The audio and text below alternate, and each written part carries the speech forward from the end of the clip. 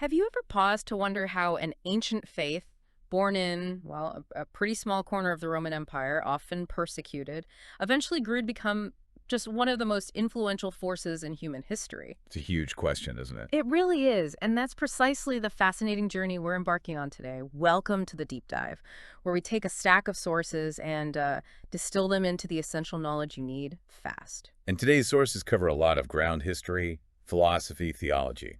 Absolutely. Our mission is to take you through the really intricate journey of early Christianity from its ancient roots, its formidable challenges, right up to its eventual rise within the Roman Empire. We've explored a rich tapestry of historical accounts, philosophical texts, theological documents, all to bring you a truly comprehensive understanding. So we're looking at the ancient religious world, then Judaism's emergence. Exactly. We'll unpack the characteristics of ancient religions, trace the unique path of Judaism, then Christianity, and reveal the incredible interplay of philosophical, cultural, political forces, all shaping those first few centuries. Prepare for some surprising insights and maybe some genuine aha moments. Okay, let's dive in. Where do we start? Well, let's set the scene. The ancient world's religious landscape. Right. It's crucial to understand how fundamentally different that world looked. For places like Mesopotamia, Egypt, Greece, religion wasn't just part of life, it was life. It shaped everything. Everything, like daily routines, government. Daily routines, state governance, identity. Think of the Egyptian pantheon Ra, Osiris, or the Greek gods Zeus, Athena, Poseidon. These deities were deeply tied to nature, to human experience. And they weren't distant, abstract figures, were they? They seemed quite human. Very much so. That's anthropomorphism. Deities depicted with very human traits, emotions, even flaws and rivalries. It made them relatable, accessible. That relatability must have been key. It fosters a connection, doesn't it? Definitely. And this connection flowed right into power structures. Clergy weren't just spiritual guides. They often held significant political influence, advising rulers, managing temples. Temples that were also economic centers, right? Major economic hubs, absolutely. And rulers frequently claimed divine authority. Think of the pharaohs in Egypt or the mandate of heaven concept in ancient China. It legitimized their rule. So religion was like the operating system for society. It provided the social structure, the moral codes. Exactly. Priests often had high status. Religious beliefs shaped laws. The Code of Hammurabi, later the Ten Commandments, providing ethical frameworks. It was pervasive, localized, polytheistic. Which really sets the stage for something radically different. Indeed. Against this backdrop, you get this truly revolutionary idea emerging from a small group in the ancient Near East, Judaism, introducing strict monotheism. One God, Yahweh. One single, all-powerful God. A profound departure. The Shema, that central prayer, really captures it. Hear, O Israel, the Lord our God, the Lord is one. That concept, one transcendent God, changes everything. And core ideas like the covenant. That special relationship between God and his people. And messianism, the expectation of an awaited deliverer. These are pivotal themes, obviously, that get reinterpreted later. But first, how did Judaism interact with the wider Hellenistic world? Well, Alexander the Great's conquests brought a wave of Hellenistic influence. Greek language, philosophy, urban culture. You even get the Septuagint. The Greek translation of the Hebrew scriptures. That's the one, sponsored by Ptolemy II, Philadelphus. But this cultural mixing wasn't always easy. There was tension. You can imagine many Jews likely felt their identity was threatened, especially by things like the Greece gymnasium. Right? Precisely. And that anxiety boiled over spectacularly under the Seleucid king Antiochus V Epiphanes. His aggressive Hellenization efforts sparked the Maccabean revolt. That's 167 to 160 BCE, a major event. Huge. It led to the rededication of the Second Temple in 165 BC, which is still commemorated today as Hanukkah, a real symbol of resistance. And this period, leading into Roman Judea, also saw different Jewish groups, different sects emerge. Right, you had distinct visions. The Pharisees emphasized oral law, its adaptation to daily life, social justice, resurrection. More adaptable, perhaps. You could say that. Then the Sadducees, more elite, temple-focused, literal Torah interpretation, rejecting oral law and resurrection, often aligned with the Romans. And the Essenes. They chose a different path entirely. Communal, ascetic, withdrawing from what they saw as a corrupted establishment. So these internal debates, these external pressures, Yeah. this is the complex world Christianity emerges from, shaped by Judaism, but also diverging, especially on who the Messiah would be. Exactly. And here's where the story really turns. Early Christian figures, Jesus, his disciples, they come directly out of this Jewish monotheistic context, deeply influenced by it. But Jesus's identity as the Messiah, that took a very different path, didn't it? Completely. Jewish expectations in the first century often involved a political figure, a liberator, a warrior king to restore Israel's fortunes. That was the dominant hope for many. But Jesus, his message was about spiritual renewal, wasn't it? Love, redemption, not rebellion. Precisely. He redefined messiahship, emphasized moral integrity, love over hate. He talked about the kingdom of God not just as a future event, but as a present reality. Yeah.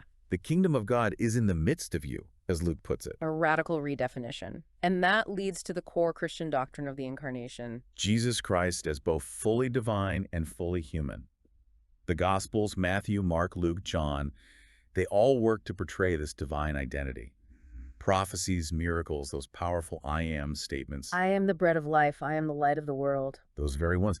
And what's remarkable is how early Christians engaged with the philosophy of their time. They didn't operate in a vacuum. Right. They used Hellenistic philosophy, Mm-hmm. Platonism, Stoicism. How did that work? Well, they saw resonance. Platonic ideas about forms, an immortal soul, a transcendent God. Stoic ideas about the logos, the rational principle of the universe. These provided a kind of intellectual bridge. So they used existing philosophical language to explain their new theology. In a way, yes, especially the concept of the logos. The Gospel of John famously starts, "In the beginning was the Word," the logos. John identifies Christ as the logos. So Christ as the divine reason, the intermediary between God and humanity. That's a powerful synthesis. It was brilliant. It allowed Christianity to engage with the intellectual world, to articulate complex ideas about Christ's nature. But this message, as revolutionary as it was, also caused huge friction, right? With pagan polytheists, with the Roman authorities. Oh, absolutely. For pagan polytheists, the idea of one God, especially a God who suffered and died on a cross, seemed absurd, even offensive. It threatened their whole worldview, their pantheon of relatable anthropomorphic deities. And the Romans, they saw Christians as, what, troublemakers? Worse, often. They were labeled atheists for rejecting the Roman gods and, crucially, refusing emperor worship. There were damaging misunderstandings, too. Like the accusations of cannibalism? Stemming from misunderstandings of the Eucharist, yes.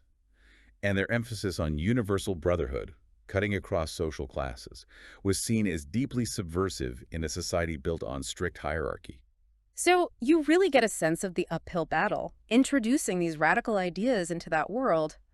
It's no wonder they were so misunderstood and faced such hostility. It's quite ironic, though, that the very power of the Roman Empire, designed for control, actually helped Christianity spread. How so? Well, think about it. The incredible road network, hundreds of thousands of miles, common languages like Latin and Greek, the relative peace of the Pax Romana, diverse cities connected across the empire. It created the perfect channels for missionaries like Paul, didn't it? Unintentionally, yes. The infrastructure was there, and they used it effectively. But this growth happened alongside, or maybe despite, really brutal persecution. Yes, often state-sanctioned. The Great Fire of Rome in 64 CE is infamous. Emperor Nero needed a scapegoat, and Christians were an easy target. Brutal persecutions followed, leading to the martyrdom of figures like Peter and Paul. And it wasn't just Nero, right? This continued. Sporadically, yes, but sometimes systematically. Emperor Decius, in the mid-3rd century, required all citizens to get a certificate proving they'd sacrificed to the imperial cult. Refusal meant punishment. Valerian later intensified things, targeting leaders and property. It's almost paradoxical, isn't it, that trying to crush the faith often seemed to strengthen it? There's a deep irony there. Persecution often forged a stronger sense of identity, built tighter communities. The stories of martyrs were incredibly inspiring, and sometimes their sheer conviction even drew sympathy from pagans. So resilience in the face of adversity. Did things ever ease up? There were periods of relative calm. Emperor Gallienus, around 260 AD, ushered in what's called the Little Peace. Persecutions largely stopped for about 8 years or so. It maybe showed that persecution wasn't really working and hindered coexistence was possible. And then Emperor Aurelian later on. He had a more pragmatic, maybe even syncretistic approach to religion. He seemed somewhat conciliatory towards Christians, even reportedly supporting a new bishop in Antioch. It suggests a growing recognition of Christianity as a force to be reckoned with. It's just astonishing, isn't it? The growth of this faith against such odds. It really speaks to the power of belief in community. Absolutely. And then the landscape changes dramatically with one figure, Constantine. Turning point. The Edict of Milan in 313 CE. Monumental.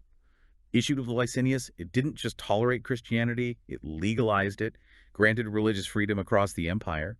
It officially ended centuries of sporadic, sometimes intense persecution. Constantine's words were clear.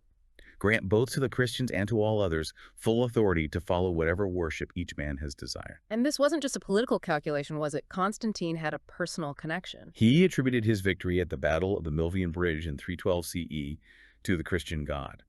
That personal conviction led to significant state support, imperial endorsement, really. Which meant resources, right? Building churches. Massive resources, funding for major church construction projects like the original St. Peter's Basilica in Rome, the Church of the Holy Sepulchre in Jerusalem. This dramatically increased Christianity's visibility and prestige. And he introduced reforms too, didn't he? Reflecting Christian values. Yes, things like improving inheritance rights for women, encouraging the freeing of slaves, manumission.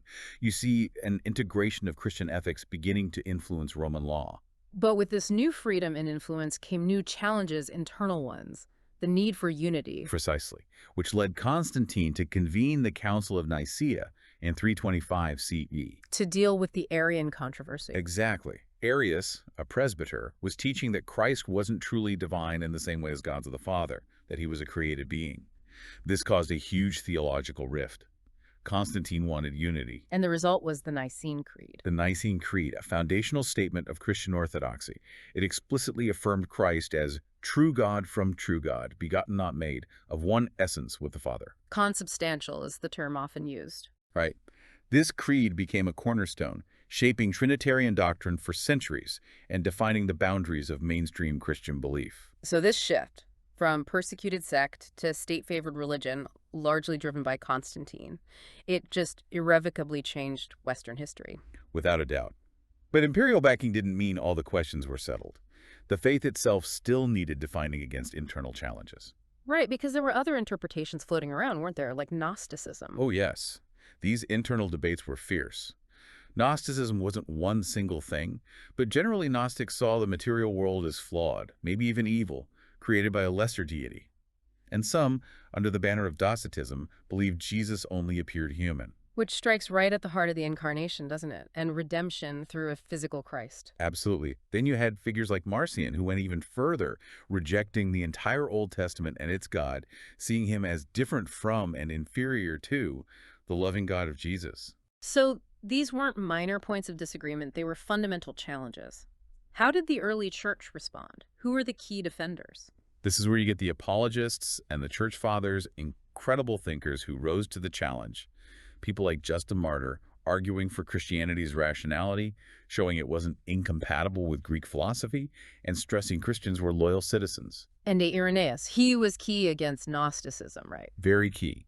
He emphasized apostolic tradition, the teachings passed down from the apostles, the authority of the agreed-upon scriptures, and the universal nature of salvation, countering Gnostic exclusivity. Then Athanasius, the great defender of Nicaea, staunchly defended the Nicene Creed and Christ's full divinity against lingering Arian ideas.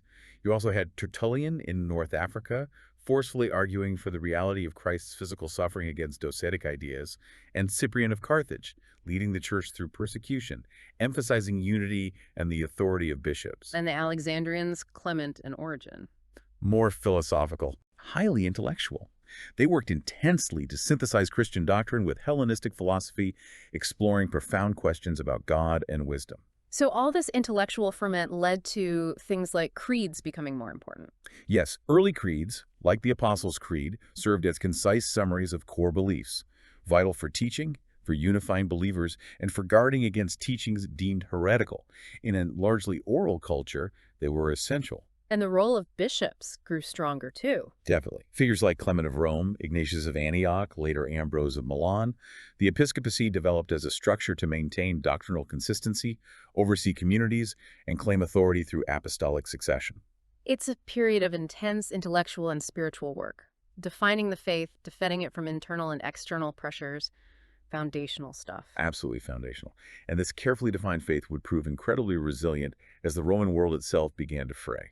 Which brings us to the later Roman Empire and figures like Augustine of Hippo. A towering figure. Augustine's own journey was remarkable, initially rejecting Christianity, exploring Manichaeism, then Neoplatonism, before his famous conversion. And his work, The City of God, comes at a critical moment, right, after Rome was sacked in 410 AD. Exactly. Pagans were blaming the disaster on Rome, abandoning its traditional gods for Christianity. Augustine responded with this masterpiece, distinguishing the earthly city of man, subject to decay and turmoil, from the eternal city of God. True security, he argued, wasn't in empires, but in spiritual reality. That must have offered immense perspective during a chaotic time. It really did.